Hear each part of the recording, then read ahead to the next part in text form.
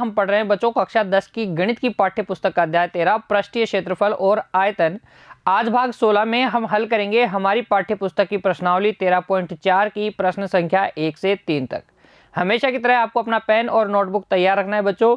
हर एक प्रश्न के हल को ध्यान से समझते हुए नोट कर लेना है और बाद में बिना देखे एक बार फिर से हल करना है। चलिए शुरू करते हैं बच्चों।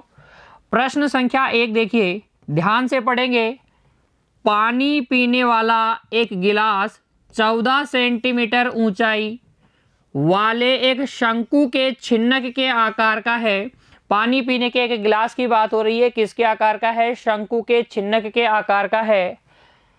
दोनों वृत्ताकार सिरों के व्यास 4 सेंटीमीटर और 2 सेंटीमीटर हैं। इस गिलास की धारिता या यूं कहिए आयतन ज्ञात कीजिए।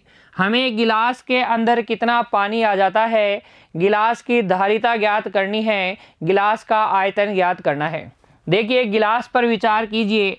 गिलास इस शंकु के छिन्नक के आकार का है। गिलास कुछ इस प्रकार का है बच्चों। हमें दिया गया है गिलास की ऊंचाई। प्रश्न संख्या 1 के हल में हम लिखेंगे, देखिए शंकु के छिन्नक के आकार वाले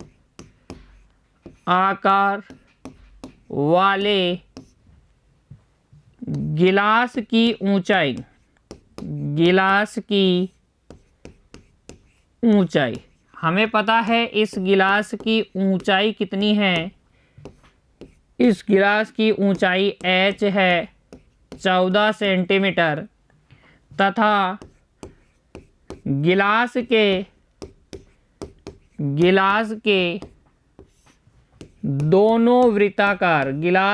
दोनों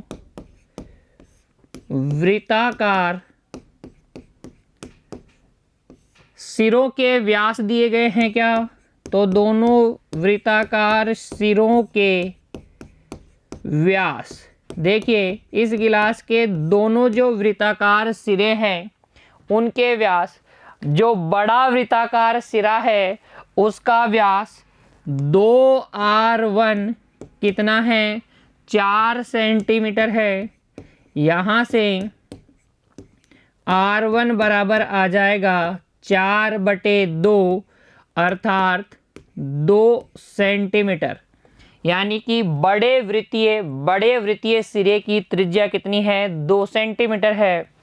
तथा देखिए बच्चों, तथा जो छोटा वृत्ताकार सिरा है गिलास का उसका व्यास 2r2 हमें दिया गया है 2 सेंटीमीटर और यहाँ से r2 बराबर आ जाएगा 2/2 यानी 1 सेंटीमीटर। छोटे वृत्ताकार सिरे की त्रिज्या है 1 सेंटीमीटर। यहाँ तक तो कोई समस्या नहीं। हमें ज्ञात करनी है इस गिलास की धारिता, यानी कि इसका आयतन हमें ज्ञात करना है। तो देखिए अब गिलास यानी कि शंकु का छिन्नक, गिलास किसके आकार का है? शंकु का छिन्नक के आकार का। तो शंकु के छिन्नक की धारिता हमें ज्ञात करनी है। गिलास की धारिता या आयतन, सूत्र बताइए बच्चों। शंकु के छिन्नक के आयतन या धारिता का सूत्र होता है 1/3 पाई h ब्रैकेट में r1 square plus r2 square plus r1 into r2। मान भर दीजिए पाई h r1 और r2 का। तो देखिए ये आपके पास आएगा 1/3 गुणा 22/7 गुणा h, गिलास की ऊंचाई है 14, r1 स्क्वायर यानी कि 2 का स्क्वायर, r2 स्क्वायर 1 का स्क्वायर, r1 r2 मतलब 2 गुणा 1। ये देखिए 7 से इस 14 को काट दीजिए 2 बार, 22 दूनी हो जाएगा 44 बटे में है 3 गुणा 2 का स्क्वायर 4, 1 का स्क्वायर 1 और 2 एकम 2, 2 एकम 2 जोड़ लीजिए बच्चों और आगे कैलकुलेट कीजिए। देखिए ये हमारे पास आ जाएगा 44/3 गुणा कितना 7, 4 और 1 5, 5 और 2 कितना बच्चों 7, 7 से गुणा कर लीजिए 44 को, ये आ जाएगा 7 चौक 28 हासिल 2, 7 चौक 28 और 2 30, 308/3। 3 का जब आप भाग लगा देंगे तो ये आ जाएगा, देखो 3 एकम 3, फिर भाग नहीं जाएगा तो 0 बार भाग जाएगा, 3 दूनी 6, 2 बच गया, 3 छिकी 18, फिर से 2 बच जाएगा और 3 छिकी 18 यानी कि 102.67 सेंटीमीटर क्यूब। ये उस गिलास की धारिता है जो प्रश्न संख्या 1 में हमें दिया गया है। किसके आकार का है? शंकु के छिन्नक के आकार का है। हमें पता है शंकु के चिन्ह का आयतन या धारिता होती है 1/3 pi H r1 square plus r2 square plus r1 r2। मान रख देंगे बच्चों, आसानी से आपके पास इस गिलास की धारिता प्राप्त हो जाएगी। किसी प्रकार की कोई दिक्कत आपको इस प्रश्न में अब नहीं होनी चाहिए। प्रश्न संख्या 1 के हल को नोट कर लीजिए और बाद में बिना देखे आपको सभी प्रश्नों को एक बार फिर से हल करना है बच्चों। देखिए नोट कर लीजिए इसे और बढ़ जाइए अगले प्रश्न की ओर। अगला प्रश्न संख्या 2 देखिए, एक शंकु के छिन्नक की तिर्यक ऊंचाई 4 सेंटीमीटर है तथा इसके वृत्तीय सिरों के परिमाप, वृत्तीय सिरों की त्रिज्याएं या व्यास नहीं दिए गए हैं, परिमाप या परिधियां दी गई है बच्चों, कितनी है 18 सेंटीमीटर और 6 सेंटीमीटर है। इस छिन्नक का वक्र पृष्ठीय क्षेत्रफल ज्ञात कीजिए। तो शंकु के छिन्नक का वक्र पृष्ठीय क्षेत्रफल ज्ञात करने का सूत्र हमारे पास है pi L r1 plus r2। हमारे पास होनी चाहिए शंकु के छिन्नक की तिर्यक ऊंचाई है, देखिए प्रश्न में दी गई है 4 सेंटीमीटर। हमारे पास होनी चाहिए इसके दोनों वृत्तीय सिरों की त्रिज्याएं। यहाँ वृत्तीय सिरों की त्रिज्याएं हमारे पास नहीं है, लेकिन वृत्तीय सिरों के परिमाप हैं, परिधियां हैं। वृत्त की परिधि होती है 2 पाई r। इस सूत्र का प्रयोग करके हम पहले क्या निकालेंगे, इस शंकु के छिन्नक के दोनों वृत्तीय सिरों की त्रिज्याएं निकालेंगे। त्रिज्याएं ज्ञात होने के बाद में हम इसका वक्र पृष्ठीय क्षेत्रफल आसानी से ज्ञात कर लेंगे बच्चों। देखिए प्रश्न संख्या 2 का हल हम लिखेंगे जो हमें दिया गया है। सबसे पहले शंकु के छिन्नक की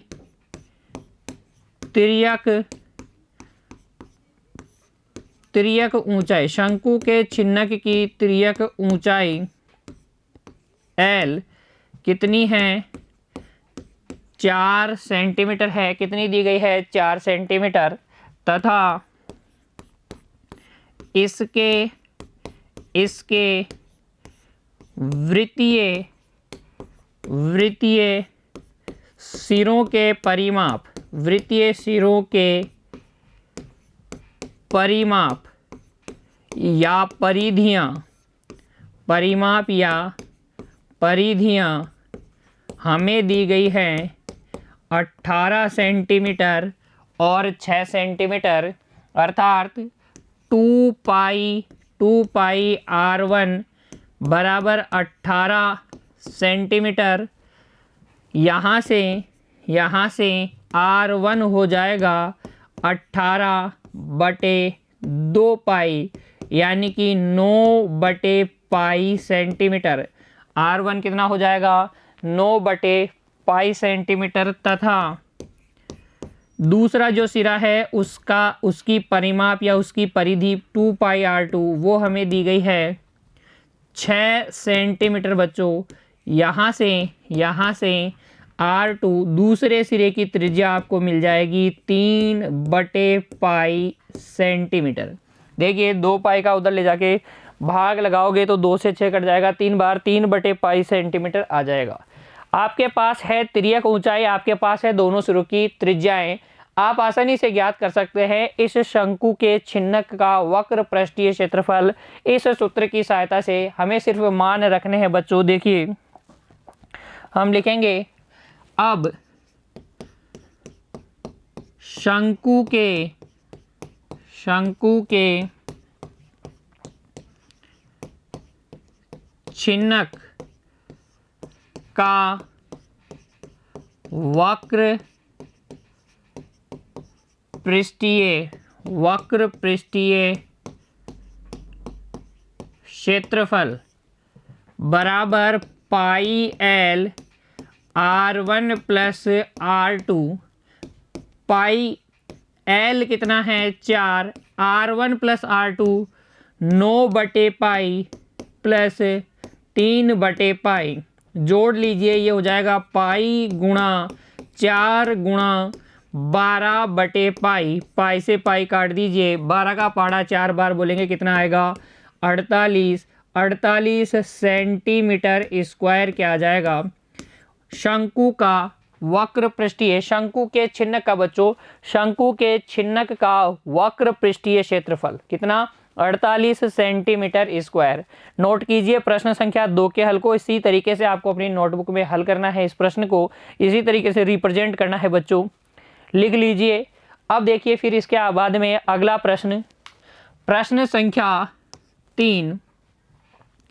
एक तुर्की टोपी शंकु के एक छिन्नक के आकार की है। देखिए आकृति 13.24 को, आकृति संख्या 13.24 को देखिए, इसमें आपको दिखाई गई है एक तुर्की टोपी किसके आकार की है, शंकु के छिन्नक के आकार की है।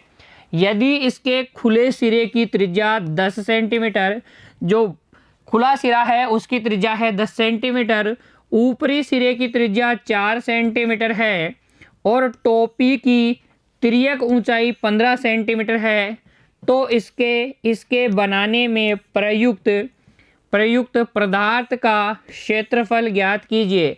टोपी को बनाने में जो पदार्थ प्रयुक्त होगा उसका क्षेत्रफल हमें ज्ञात करना है। जरा ध्यान दीजिएगा बच्चों, इस टोपी को बनाने में पदार्थ कहाँ कहाँ लगाया जाएगा। एक तो ये ऊपरी वृत्ताकार सिरे पे लगाया जाएगा क्योंकि यहाँ से बंद है, और एक इस छिन्नक के वक्र पृष्ठीय क्षेत्रफल पर लगाया जाएगा। लेकिन इस नीचे वाले वृत्तीय पृष्ठ पर कोई पदार्थ नहीं लगेगा, क्योंकि वहां पदार्थ लगा दिया तो टोपी हो जाएगी बंद, और कैसे पहनेंगे फिर उसको। इधर से ये क्या है, खुली है। तो जो पदार्थ लगा है वो है वृत्तीय पृष्ठ में और वक्र पृष्ठ में। हमें इसी पृष्ठ का क्षेत्रफल, इन दोनों पृष्ठों का क्षेत्रफल ज्ञात करना है। तो देखिए प्रश्न संख्या 3 का हल, और हल में हम बना लेंगे तुर्की टोपी और लिखेंगे शंकु के छिन्नक की आकार वाली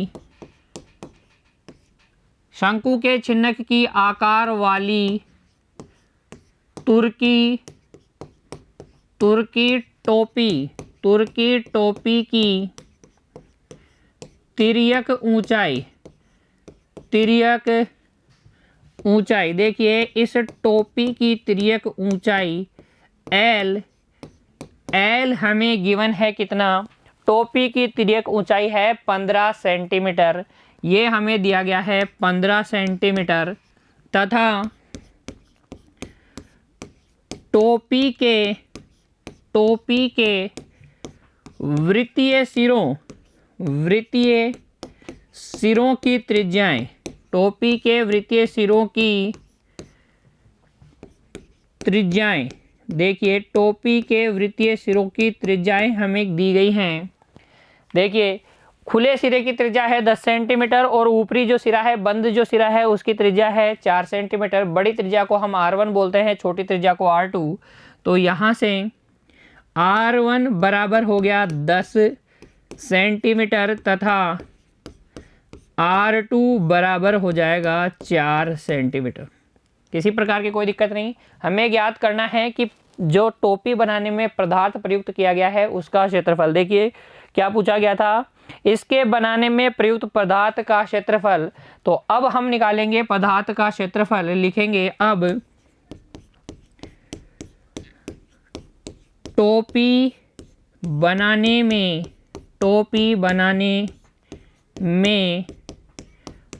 प्रयुक्त पदार्थ का क्षेत्रफल, टोपी बनाने में प्रयुक्त पदार्थ का क्षेत्रफल, वो हो जाएगा टोपी के ऊपरी वृत्तीय पृष्ठ का क्षेत्रफल प्लस टोपी के वक्र पृष्ठ का क्षेत्रफल, टोपी के वक्र पृष्ठ का क्षेत्रफल। ये बात आपको समझ में आ गई, क्योंकि इन्हीं दो पृष्ठों में क्या लगाया गया है, पदार्थ लगाया गया है। वो पदार्थ लगाया गया है जिससे ये तुर की टोपी बनी हुई है। तो देखिए, ऊपरी वृत्तीय पृष्ठ का क्षेत्रफल तो हो जाएगा पाई r2 स्क्वायर, क्योंकि ऊपरी वाला क्या होगा, छोटा वृत्तीय पृष्ठ होगा। इसकी त्रिज्या कितनी है, r2 है 4 सेंटीमीटर। और टोपी का वक्र पृष्ठीय क्षेत्रफल, टोपी शंकु के छिन्नक के आकार की है, इसका वक्र पृष्ठीय क्षेत्रफल हो जाएगा पाई l r1 प्लस r2, पाई l r1 प्लस r2। मान रखिए, देखिए बच्चों, पाई का मान 22/7, r2 है 4, तो ये 4 गुणा 4, ये तो हो गया वृत्तीय पृष्ठ का क्षेत्रफल। और ये 22/7 l 15 गुणा r1 प्लस r2, r1 है 10, r2 है 4, ये हो गया वक्र पृष्ठ का क्षेत्रफल। देखिए, ये हो जाएगा 22 गुणा 16/7 प्लस 22 गुणा 15 गुणा 14/7। कोई दिक्कत नहीं है ना अब आपको इसमें। देखिए, 10 और 4 हो गया 14, ये 7 से 14 कट जाएगा 2 बार, 15 दूनी हो जाएगा 30। और ये देखिए, 30 को जब आप 22 से गुणा करोगे तो यह जाएगा 660/1। और ये देखिए, 16 से गुणा कीजिए, 16 दूनी 32 हासिल 3, 16 दूनी 32 और 3 35, ये हो जाएगा 352/7। एलसीएम ले लेंगे 7 और जोड़ देंगे बच्चों, एलसीएम ले लीजिए 7, ये हो जाएगा 352 प्लस 0 6 7 42 की 2 हासिल 4 6 7 42 और 4 46, जोड़ दीजिए 0 और 2 2, 0 और 2 2, 2 और 5 7, 6 और 3 9 और ये 4 बटे में कितना 7, तो 4972/7 क्या आ जाएगा, उस पदार्थ का क्षेत्रफल आ जाएगा जो टोपी बनाने में प्रयुक्त हुआ है। इसको हम आगे भी डिवाइड करके लिख सकते हैं बच्चों। देखिए, 7 7 49, 7 एकम 7, फिर भाग नहीं जाएगा, 2 शेषफल बचेगा और ये 7, तो 710 सही 2/7 सेंटीमीटर स्क्वायर उस पदार्थ का क्षेत्रफल है जो कि टोपी बनाने में प्रयुक्त हुआ है। 710 सही 2/7 सेंटीमीटर स्क्वायर। नोट कीजिए प्रश्न संख्या 3 के हल को। देखिए बच्चों, आज हमने हल किए हैं प्रश्न संख्या 1 से 3 तक। उम्मीद करता हूं तीनों प्रश्नों के हल आपने मेरे साथ समझते हुए नोट किए हैं और बाद में अब आप बिना देखे सभी प्रश्नों को एक बार फिर से हल करेंगे। आज की कक्षा में इतना ही बच्चों, मिलते हैं अगली कक्षा में। तब तक के लिए आप पढ़ते रहिए, खुश रहिए बच्चों, धन्यवाद।